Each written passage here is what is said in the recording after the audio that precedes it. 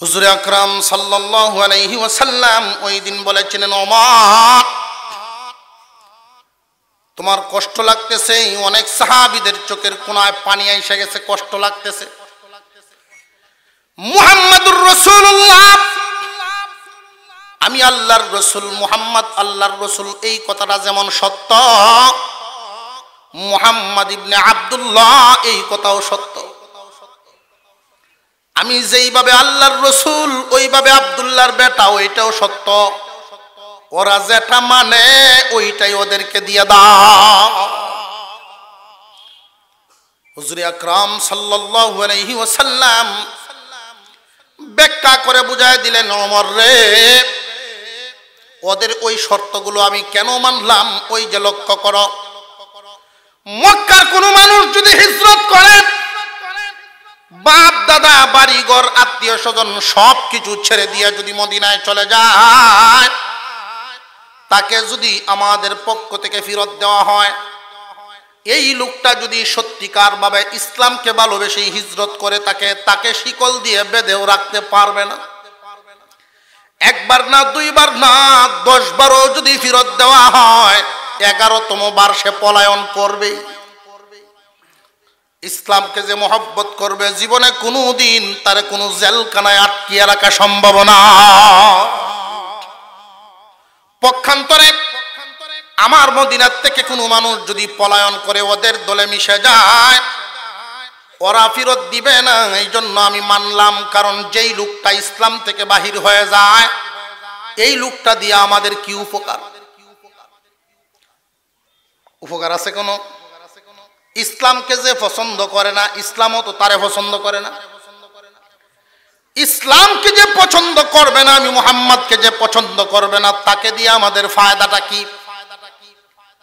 আর যে ব্যক্তি ইসলামকে মহব্বত করবে, তারে কোনোদিন কোনো জেলখানায় আটকায় রাখতে পারবে না। হুজুর আকরাম সাল্লাল্লাহু আলাইহি ওয়াসাল্লামের ভাষণ শুনে সাহাবায়ে কেরামের দিল ঠান্ডা হয়ে গেল। কিন্তু মহান মাওলায়ে কারীম আপনার আমার পয়গম্বরকে একটা পুরস্কার দিলেন।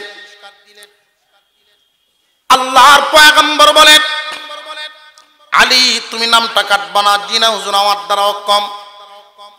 দাও, কলমটা আমার হাতে দাও। যেই মাত্র আল্লাহর পয়গম্বর কলম চাইলেন, সাহাবায়ে কেরাম চোখ বড় বড় করে এদিকে তাকায় রইলেন। আশ্চর্য ব্যাপার, যারে কোনোদিন কোনো অক্ষর পড়তে দেখি নাই, কোনোদিন কোনো অক্ষর লিখতে দেখি নাই, উনি কেমনে কাটবেন আর কেমনে লিখবেন এটাই দেখার জন্য সব সাহাবীরা এদিকে তাকায় আছেন আগ্রহ নিয়ে। আপনার আমার পয়গম্বরের জিন্দেগিতে যত মর্যাদা প্রকাশ হয়েছে, এর মধ্যে এটাও একটা মর্যাদা। আপনার আমার নবী, বিশ্ব নবী রাহমাতুল লিল আলামিন, কলমটা হাতে নিলেন, মুহাম্মাদুর রাসূলুল্লাহ কেটে দিলেন, মুহাম্মদ ইবনে আব্দুল্লাহ নিজের হাতে সুন্দর ভাষায় লিখে দিলেন। মুহাদ্দিসিন ওয়াল মুফাসসিরিন কেরাম বলেন, এই যে কলমটা ধরেছিলেন, কলমটা যে ধরেছিলেন, দেখা যায় মুহাম্মাদুর রাসূলুল্লাহ ধরছেন, কিন্তু আসলে জিবরাইল আমিন ধরে রাখছে। আল্লাহর পয়গম্বর কাগজে কলম লাগাইছেন, জিবরাইল আমিন মুহাম্মদ ইবনে আব্দুল্লাহ লিখে দিয়েছে। মুহাম্মাদুর রাসূলুল্লাহ নিজের হাতে কাটছেন, মুহাম্মদ ইবনে আব্দুল্লাহ এই স্বাক্ষরখানা জিবরাইল আমিন দেওয়ায় দিয়েছে। আল্লাহ পাক রব্বুল আলামিন আপনার আমার পয়গম্বরের উপরে এতটাই খুশি হয়ে গেলেন, এতটাই খুশি হয়ে গেলেন। আল্লাহ পাক রব্বুল আলামিন বলেন, দোস্ত, একটা কাগজের মধ্যে মুহাম্মাদুর রাসূলুল্লাহ যদি লেখা থাকতো, মক্কার দেয়ালের মধ্যে টানাইলে রোদে এবং বৃষ্টিতে শুকায় এবং ভিজে, রোদে শুকাইবে, বৃষ্টিতে ভিজবে, সর্বোচ্চ 2 বছর থাকবো। ওরা মানে নাই আপনার এই মুহাম্মাদুর রাসূলুল্লাহ। আপনি যে সব সময় মেনে নিলেন, ইসলামের বিজয়ের জন্য যে আপনি নিজের নামটা পর্যন্ত কেটে দিলেন, এই কুরবানিটা আমি আল্লাহর কাছে এতটাই পছন্দ হয়ে গেছে, আমি আল্লাহ কোনো কাগজের মধ্যে লিখব না, আমি স্বয়ং আমার কালামের মধ্যে নাজিল করে দিলাম, যেটা কেউ কোনোদিন মুছতে পারবে না, মুহাম্মাদুর রাসূলুল্লাহ। এই হলো মুহাম্মাদুর রাসূলুল্লাহর শান। মুহাম্মাদুর রাসূলুল্লাহ, আল্লাহ পাক রব্বুল আলামিন বলেন মুহাম্মদ আল্লাহর রাসূল। হুজুর আকরাম সাল্লাল্লাহু আলাইহি ওয়াসাল্লামের পরিচয়টা, মুহাম্মাদের পরিচয় দিচ্ছেন স্বয়ং আল্লাহ। মুহাম্মদ আল্লাহর রাসূল। ওয়াল্লাযীনা মাআহু আশিদ্দাউ আলাল কুফফার, এবং মুহাম্মাদের সাথী যারা সাহাবায়ে কেরাম তাদের শান বর্ণনা করেন আল্লাহ পাক রব্বুল আলামিন বলেন ওয়াল্লাযীনা মাআহু আশিদ্দাউ আলাল কুফফার, মুহাম্মাদের সাথী যারা হবে তারা কুফরের বিরুদ্ধে সাংঘাতিক কঠোর, কাফিরদের বিরুদ্ধে সাংঘাতিক কঠোর হবে। কঠোরের মানে কি? যে যেখানে কাফের পাবে এখানেই মারবে, এটা নাকি যে না না, কাফিরদের সাথে অমুসলিমদের সাথে খুব খারাপ খারাপ আচরণ করবে যে এরকম নাকি যে না না। আল্লাহ পাক রব্বুল আলামিন এটা বুঝান নাই। আরেকটা কথা এখানে বুঝে রাখা দরকার, ওয়াল্লাযীনা মাআহু দিয়া, তার সাথে বুঝাইছেন। এইখানে যদিও সরাসরি সাহাবায়ে কেরামের আলোচনা, কিয়ামত পর্যন্ত সমস্ত উম্মতে মুহাম্মাদি এই শব্দের মাধ্যমে সমস্ত উম্মতে মুহাম্মাদি মুহাম্মাদের দলের ভুক্ত। আল্লাহ পাক রব্বুল আলামিন বলেন মুহাম্মাদুর রাসূলুল্লাহ ওয়াল্লাযীনা মাআহু আশিদ্দাউ, মুহাম্মাদের দলের লোক যারা হবে, মুহাম্মাদের দলের লোক যারা হবে তাদের বৈশিষ্ট্য কেমন হবে, তাদের গুণাবলীটা কেমন হবে আল্লাহ পাক রব্বুল আলামিন বর্ণনা করেন। আমরা এখানে যারা আছি মুহাম্মাদের দলের লোক কারা কারা হইতে চাই? নারায়ে তাকবীর, নারায়ে তাকবীর। হাত নামান। মুহাম্মাদের দলের লোক মুখে বললেই হবে না, আল্লাহ পাক রব্বুল আলামিন গুণ বর্ণনা করেছেন।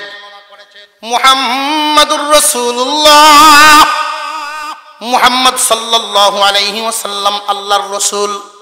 ওয়াল্লাযীনা মাআহু আশিদ্দাউ আলাল কুফফার, মুহাম্মাদের দলের লোক সাহাবায়ে কেরাম, তাবেঈন, তাবেঈন, আইম্মায়ে মুজতাহিদিন, এইভাবে কিয়ামত পর্যন্ত মুহাম্মাদের দলের লোক একের পর এক থাকবে। যুগে যুগে এই মুহাম্মাদের দলের লোকেরা থাকবে। এই মুহাম্মাদের দলের লোকের বৈশিষ্ট্য কেমন হবে, এদেরকে চিনবা কেমনে?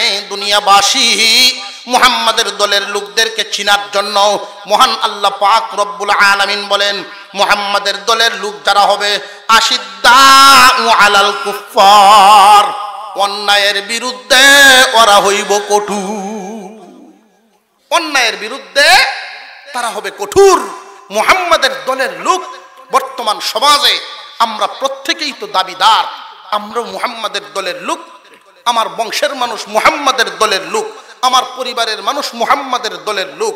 আমি আপনি সকলের মুখেই এই দাবি আছে না নাই?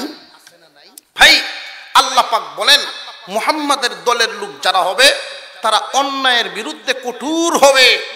অন্যায়ের বিরুদ্ধে কঠোর মানে একজন মানুষের নীতি আছে, এক একটা মানুষের আদর্শ আছে, নীতি আদর্শ মানুষের আছে না নাই? মুহাম্মদ সাল্লাল্লাহু আলাইহি ওয়াসাল্লামের দলের লোকদের নীতি আছে, আদর্শ আছে।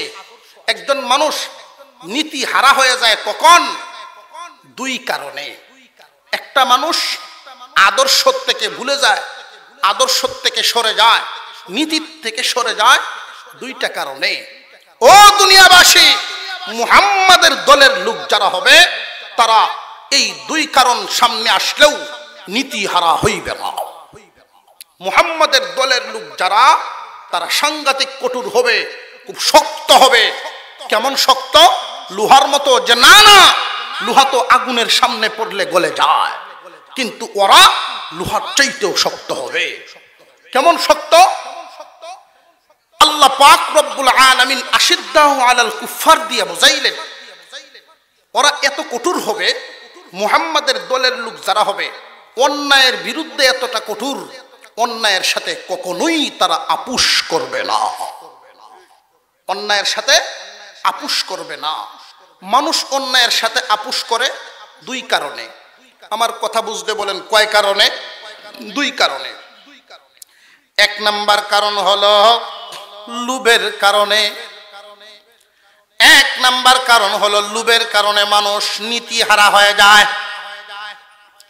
একজন মানুষ মুহাম্মাদের দলে যদি নাম লেখাইতে চায়, তার দিলটা হবে এতটা কঠিন, তার দুনিয়ার সকল লোভ দেখাইলেও নীতিহারা হবে না। মুহাম্মাদুর রাসূলুল্লাহ সাল্লাল্লাহু আলাইহি ওয়াসাল্লামের দলের লোক যারা হবে, জীবনে কোনোদিন অর্থের লোভে, জায়গার লোভে, পদের লোভে, কোনো লোভে পরে কোনোদিন নীতিহারা হবে না। নীতিটা বিক্রি করবে না। কিন্তু নীতি বিক্রি করা, নীতি বিক্রি করনেওয়ালা উম্মতে মুহাম্মাদি আছে না নাই? ওরা নামে মুহাম্মাদের উম্মত, কিন্তু আসলে নয়, নামে গুণে নয়।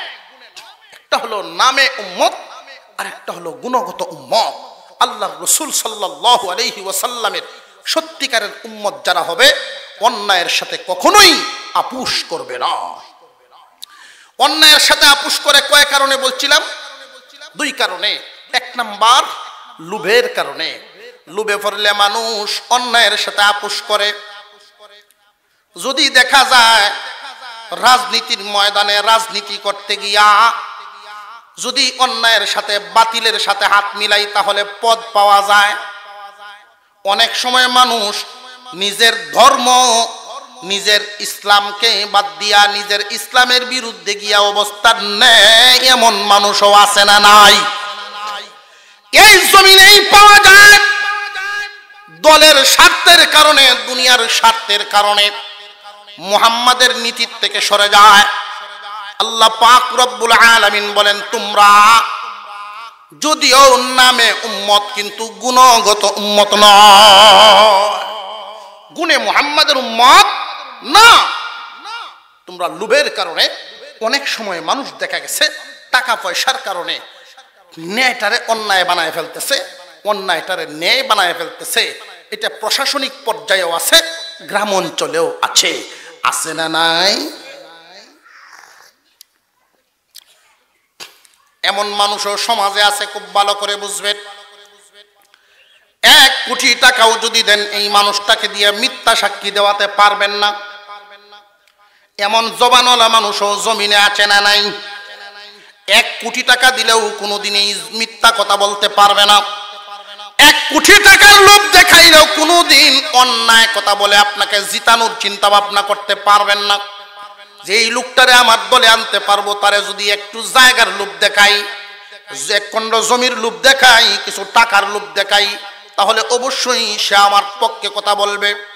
সালিশ বৈঠক অনেক সময় দেখা যায়, বিচার ব্যবস্থার মধ্যে অনেক সময় এমন হয়ে যায়, বিচার ব্যবস্থায় আগের দিনের বিচার সালিশ একরকম, যদি ওই দিন সমাধান না হয় 3 দিন পরে আরেকবার ডেট হয়, 3 দিন পরেই দেখা যায় সালিশের রং আরেক ধরন।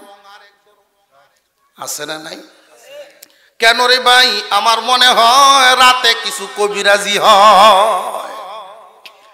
আর একটু জোরে এখন আছে না নাই? এই মানুষগুলো সমাজে অনেক ধরনের আছে। ওরা যদিও নামে মুহাম্মাদের উম্মত, গুণে মুহাম্মাদের উম্মতের, মুহাম্মাদের দলের লোক নয়, সত্যিকারের দলের লোক তারা নয়।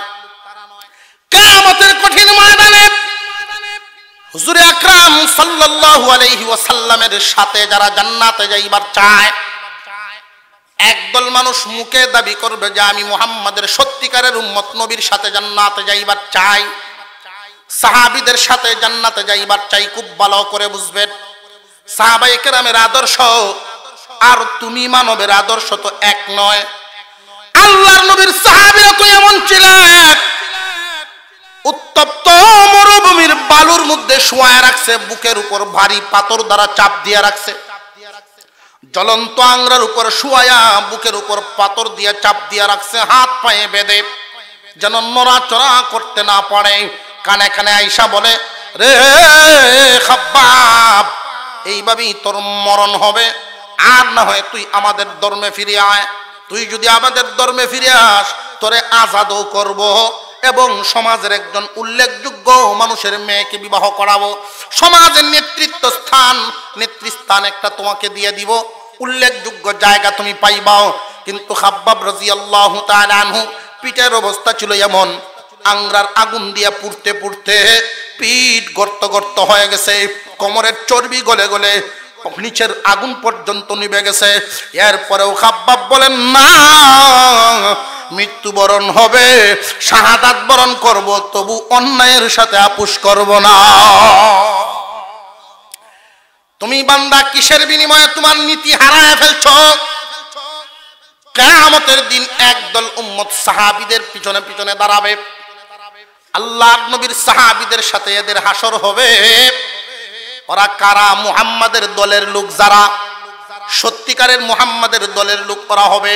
ওয়াল্লাযীনা মাআহু আশিদ্দাউ আলাল কুফফার, অন্যায়ের বিরুদ্ধে সাংঘাতিক কঠোর, অন্যায়ের সাথে কখনো আপোষ করে না। এক নাম্বার, লোক দেখায়া তারে কোনদিন অন্যায়ের দিকে নিবার পারে না। এক নাম্বার, অন্যায়ের কারণ মানুষ লুবে ফরিয়া এই মানুষটা নীতি হারা হয় না। দুই নাম্বার পদ্ধতি হইল, লোক দেখায়া যদি কাউরে লাইনে আনা না যায়, দ্বিতীয় পদ্ধতি হইল ভয় দেখাইয়া হামলা মামলা শাস্তি বিভিন্ন ধরনের হ্যারাসমেন্ট করার ভয়ভীতি দেখাইয়া। এমন মানুষও আছে আমাদের জেলখানাতে, যে সমস্ত লোকেরা এই বাংলাদেশে নিরীহ কিছু আলেম উলামারা যারা আটকা আছেন, তলে তলে এদের কাছে প্রস্তাব দেওয়া হয়। আমাদের খবর তো সব কিছুই জানা হয়, খবর এমন পাওয়া যায় এদের কাছে প্রস্তাব দেওয়া হয়, তোমাকে ছেড়ে দেওয়া হবে, মুখ বন্ধ রাখবা, পারলে আমাদের পক্ষে কিছু কইবা, আপোষের দিকে আনতে চায়। কিন্তু আমাদের এমন মানুষ, সত্যিকারের উম্মত যারা, সত্যিকারের রাসূলের উম্মত যারা, তারা কোনোদিন জেলখানায় পচে মরবে, অন্যায়ের সাথে আপোষ করবে না। মুসলমান ভাইরা আমার, এক নাম্বার, লোভ দেখায়া মানুষকে নীতিহারা করা যায়। দুই নাম্বার, ভয় দেখায়া মানুষকে নীতিহারা করা যায়। কিন্তু এটা কাদেরকে করা যায়? নামে উম্মত, তাদেরকে গুণের উম্মত নয়। গুণের উম্মত যারা হবে এদেরকে ভয় দেখাইলেও নীতিহারা হবে না, লোভ দেখাইলেও নীতিহারা হইবে না। কথা বুঝে আসতেছে আপনাদের? আল্লাহ পাক বলেন, মুহাম্মাদুর রাসূলুল্লাহ ওয়াল্লাযীনা মাআহু আশিদ্দাউ আলাল কুফফার। মুহাম্মদ আল্লাহর রাসূল, তার দলের লোকেরা হবে অন্যায়ের বিরুদ্ধে সাংঘাতিক কঠোর। কিন্তু পরস্পরের মিল মোহাব্বত কেমন থাকবে? আল্লাহ পাক রব্বুল আলামিন বলেন, রুহামাউ বাইনাহুম, পরস্পরে থাকবে সাংঘাতিক দয়াবান। কি রকম দয়াবান? কি রকম দয়াবান? চলতে ফিরতে একজন মুসলমান যদি খানা তার ঘরে ঠিক মতে পাকাইছে, পাশের ঘরের মুসলমান দিনদার মানুষ তার ঘরে খানা পিনা নাই। একজন দিনদার নেককার মানুষ প্রয়োজনে আধা পেট খাবে, আর অর্ধেকটা আরেক ভাইকে দিয়া সহযোগিতা করবে।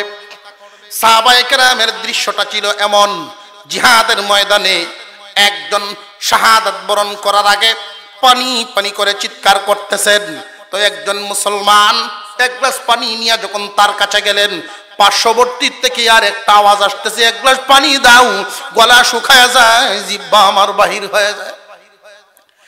এই মুহূর্তে আল্লাহর পয়গম্বরের সাহাবী জিহাদের ময়দানে জান বাহির হয়ে যাইতেছে, তবু মুসলমান ভাইয়ের প্রতি কি পরিমাণ দরদ। ও ভাই, এই পানিটা আমার ভাইয়ের কাছে নিয়ে যাও। সুহদর ভাই না মুসলমান ভাই? মুসলমান ভাই দিনী ভাই হওয়ার কারণে আমার ভাইয়ের কাছে নিয়ে যাও। তার মনে হয় কষ্ট বেশি হইতেছে। যখন এই পানিটা তার কাছে নেওয়া হলো, ওইখানেও একই আওয়াজ, পাশের থেকে আর একটা আওয়াজ আসতেছে। এইভাবে যখন তৃতীয় ব্যক্তির কাছে নিয়ে পৌঁছলেন, গিয়া দেখেন পানি চাইয়া আর অপেক্ষা করতে পারেন নাই, দুনিয়ার থেকে বিদায় হয়ে গেছে। উল্টে আবার এই এক গ্লাস পানি নিয়ে দ্বিতীয় ব্যক্তির কাছে আসলেন, উনিও বিদায় হয়ে গেছেন। তৃতীয় ব্যক্তির কাছে আসলেন, উনিও বিদায় হয়ে গেছেন। এই এক গ্লাস পানি নিয়ে আসমানের নিচে, কুলা আকাশের নিচে আল্লাহর বান্দা দাঁড়ায় বলে, আল্লাহ, এই বুঝি ইতিহাস জারি হয়ে গেল। একজন মুসলমান আর একজন মুসলমান ভাইয়ের প্রতি কি পরিমাণ দরদি হবে। জীবনে কোনোদিন এক মুসলমান আর এক মুসলমান ভাইকে ঠকাইতে পারে না, একজন মুসলমান আর একজন মুসলমান ভাইকে কষ্ট দিতে পারে না, বরং তার কষ্টে সে নিজেও ব্যতীত হবে। একজন মুসলমানের কান্নায় আর এক মুসলমানের চোখে পানি আসবে। আপনার আমার পয়গম্বর বলেন, দুনিয়ার মানুষ রে, আমার উম্মতেরা জানিয়া রাখবা, সমস্ত মুসলমান একটা বডির অধিকারী, আমার উম্মত এক বডির অধিকারী। মাশরিক থেকে মাগরিব, শিমাল থেকে জুনুব পর্যন্ত সমস্ত মুসলমান এক বডির অধিকারী।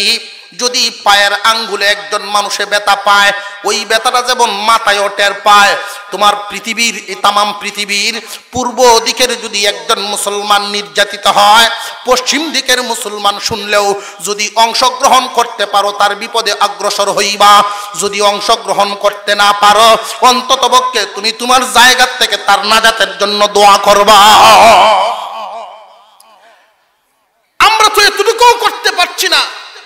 আমরা মুসলমান, আমাদের সত্যিকারের বহু মুসলমান এমন আছেন, বহু নির্যাতনের শিকার, অন্যায় করিয়া, অবিচার করিয়া, সত্যিকারের অপরাধী হওয়ার পরেও আজকে লাগামহীনভাবে খোলা ময়দানে ঘোরাফেরা করছে। আর সত্যিকারের মানুষ হওয়ার পরেও মিথ্যা হ্যারাসমেন্টের শিকার হইয়া, মিথ্যা হয়রানির শিকার হইয়া তারা জেলখানার ভিতরে আবদ্ধ থাকে।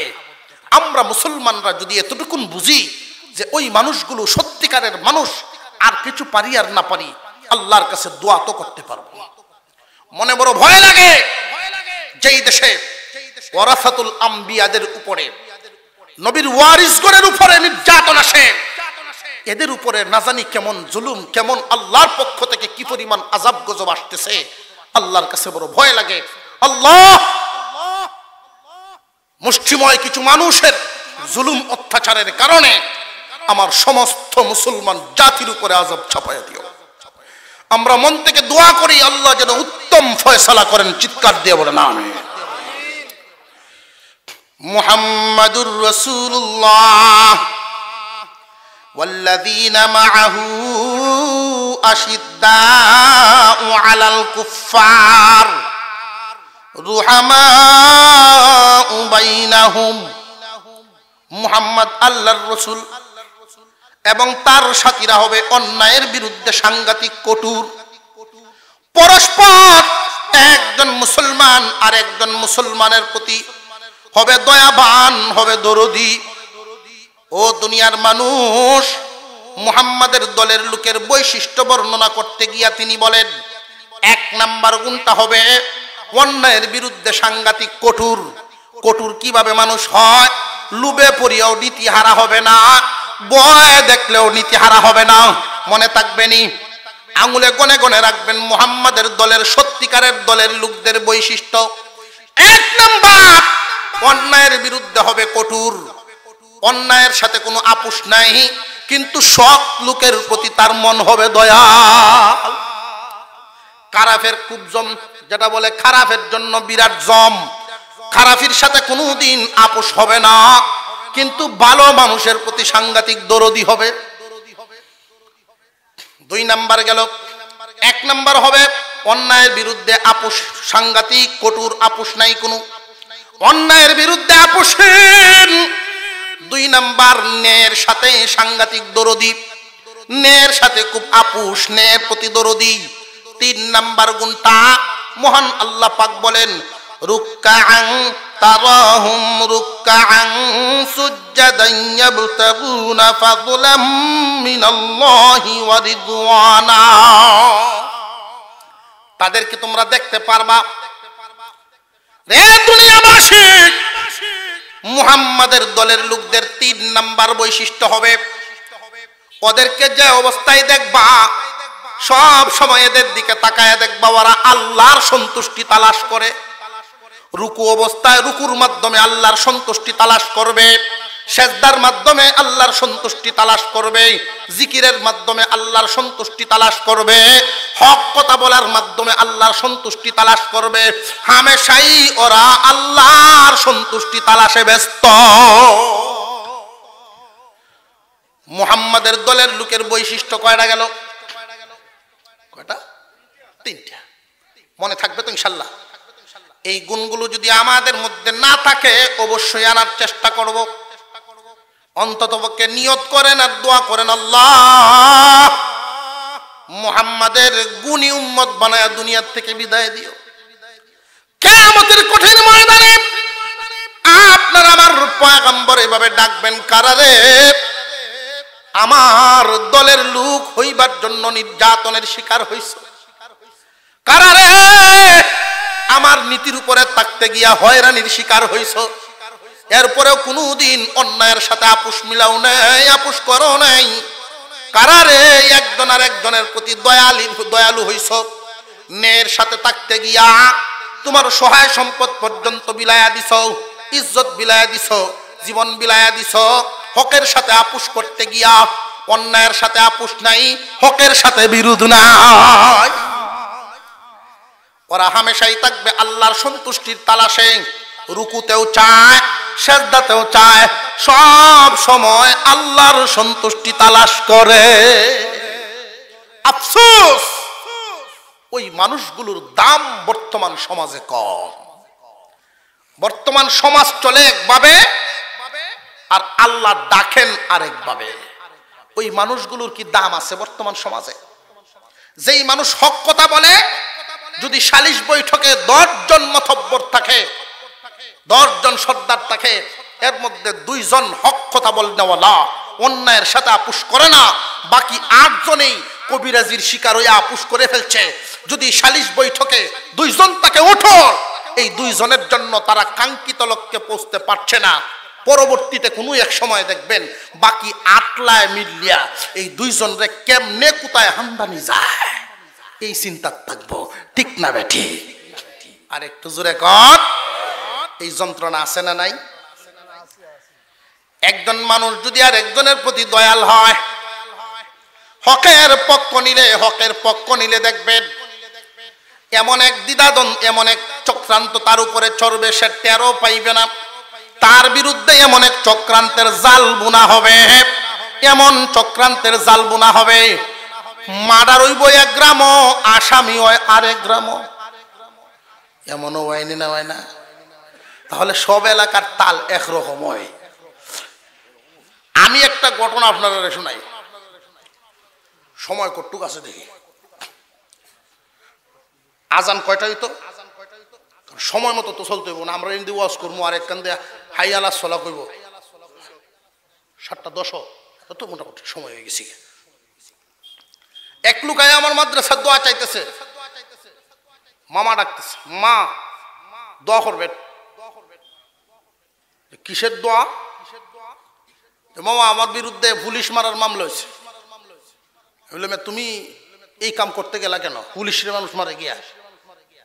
মানুষের রাজা ওটা পুলিশ, মাছের রাজা ইলিশ, মাছের রাজা ইলিশ, মানুষের রাজা পুলিশ। মারতে গেলে কেন? মামা আমি জানিও না, আমি বাড়িতে আসলাম না। এই কি কয়? মামা আমি 3 চিল্লাত আসলাম। তুমি চিল্লাত আসলাতে তোমার এই নাম কেমনে ঢুকলো? এটাই তো দুঃখ কোড়া মামা। দলের লোকেরা মারছে, পুলিশের সাথে গন্ডগোল লেগিয়া পিটাপিটি হয়েছে। পুলিশ তো খুব খেপছে, মাঝে মাঝে অনেক সময় নেতারা মূল্যায়ন করে না পুলিশে, এমন ঘটনাও আছে না নাই? তুমি আগুন জ্বালাইছো, এই আগুনে পুড়িয়ে মরবা। যাক, সময় নাই। মুসলমান এমপি সাহেব রাত্রের ভিতরেই হাজির, আয়সা বলতেছেন আমার দলের কোন লোক যেন মামলায় না থাকে। যা হয়েছে আমি বুঝাম। চার্জশিট তৈরি হয়েছে, কি আপনি নাম কাটেন, চার্জশিট রেডি তো, নাম পরিবর্তন করেন। এমপি সাহেবের কথাও তো শোনা লাগে। তাহলে নাম কটা দেন আপনি? আমি করতে দিব। আমার কিছু সাঙ্গ ফাঙ্গ আছে, প্রত্যেক এলাকাতেই তো আছে না লোক, সাবের লোক আছে না প্রত্যেক এলাকা। এই লোকরা ঢাকায় নিছে সর্দার মাতাব্বরে, যে প্রত্যেকে 4-5 জনের নাম দে যাও। এই তো বা হয়ে গেছি। সর্দারে কইতেছে যে লেখেন, কার নাম দিতাম কই?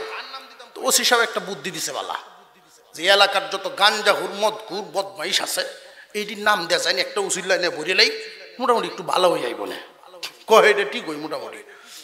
কথা আপনি কইন, কয় আমি আমার মাফ করে দিন, আমার দ্বারা এর নাম দেওয়া সম্ভব না। কেন? নাম দিয়া খালি টানাতে বাইরে আমার আগে ফিটবো ধরিয়া, গাঞ্জা ওরে তো মাথা নষ্ট। এর নাম আমি দিতে গেলে আমি আরো বিপদ করবো। নাম কই পাইতাম? তো কটা বালা মানুষের নাম কয় এটা বাড়ান।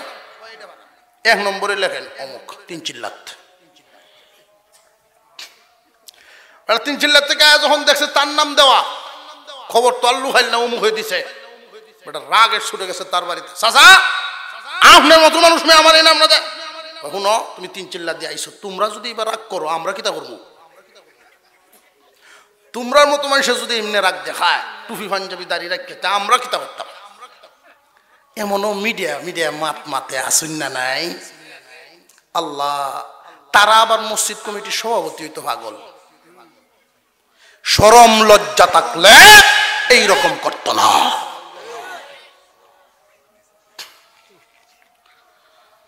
কত যে ফি ডাকাইবো ফেরেশতারাতে। তুই না সভাপতি আসলে মসজিদের সভাপতি নামাজ পড়লে না গেলে, মসজিদের সভাপতি হয়ে নামাজ পড়ে না গেলে শুক্রবারে যায়।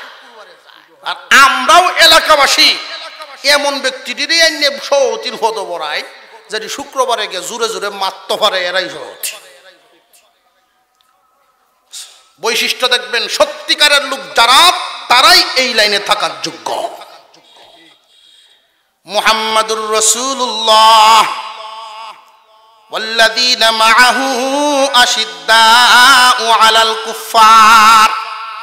মুহাম্মদ আল্লাহর রাসূল, তার দলের লোক যারা হবে, 1 নাম্বার বৈশিষ্ট্য, অন্যায়ের সাথে কখনোই আপোষ করবে না, সাংঘাতিক কঠোর। নির্যাতনের শিকার হবে, ভয়ভীতি দেখায়ও লাভ নাই, লোভ দেখায়ও লাভ নাই, কিন্তু ন্যায়ের সাথে তারা আজীবন থাকবে, ন্যায়ের পক্ষে। 3 নাম্বার, হামেশাই তারা আল্লাহর সন্তুষ্টির জন্য পেরেশান থাকবে। কেমন পেরেশান?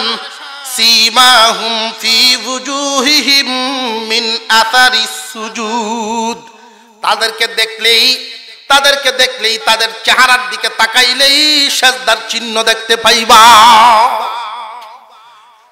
তাদের চেহারার দিকে তাকাইলেই সিজদার চিহ্ন দেখতে পাইবা। আল্লাহ যে এই কথাটা বললেন, এর অর্থ কিন্তু এটা নয় যে কপালের মধ্যে যে কালা দাগ উঠে এই চিহ্ন, যে না না, এই চিহ্ন আল্লাহ পাক বুঝান নাই। সীমাহুম ফি ওয়ুজুহিহিম মিন আসারিস সুজুদ। সিজদার আসর আপনি পাবেন কিভাবে? এই কপালের মধ্যে। কপাল তো ভাই, এমন মানুষও আছে সারা জিন্দিগি ভর নামাজ পড়ে কিন্তু কপাল দাগ হয় না। আর এমন মানুষও আছে টাক মাথা, খুব ফর্সা, সাংঘাতিক, কপাল একটু উষা, মাশাল্লাহ 15 দিন গোস্তারলেই দাগ কামায় লেছে, দাগ এখন বয়ে লেছে। এখন যদি কয় যে আমি এই দলের হয়ে গেছি, তাহলে হইতো না। আল্লাহ পাক যেটা বুঝাইছেন, এটার অর্থ হলো সীমাহুম ফি ওয়ুজুহিহিম মিন আসারিস সুজুদ। রে দুনিয়াবাসী, এই মানুষগুলো কাজে কর্মে চলাফেরায় বেনামাজি, আর তার মধ্যে পার্থক্য থাকবেই। বেনামাজি একজন মানুষ, বেরোজগার একজন মানুষ, তার চালচলন আর নামাজি মানুষটার চালচলন বেশ কম আছে না নাই?